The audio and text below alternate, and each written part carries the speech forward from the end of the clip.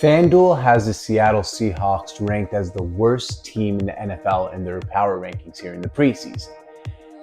Here's the thing, I think that's kind of ridiculous to have the Seattle Seahawks as the worst team in the NFL. There are plenty of teams, and I would say plenty of teams just off the top of my head that I think are worse than the Seahawks. So to have them at 32, I think is kind of a shot at Pete Carroll, a shot at John Schneider, and a shot in general at the Seattle Seahawks culture.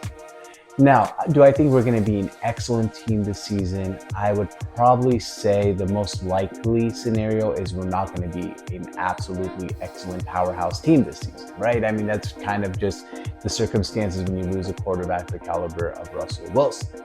But just going through the rest of the NFL, just off the top of my head, there are plenty of teams I think the Seahawks could be better than. The Falcons, for one, the Chicago Bears, the Detroit Lions, the Carolina Panthers. That's just four in the NFC in itself. Let's add the New York Giants and the Commanders from the NFC. That's six teams right away in the NFC I think the Seattle Seahawks can be better than. That's six. Let's go over to the AFC quickly here. The AFC tends to be a little bit more loaded than the NFC, but I think the Seahawks can be better than a few teams here in the AFC as well, and that includes teams like the New York Jets, and in general, most of the AFC South, the Texans, the Titans.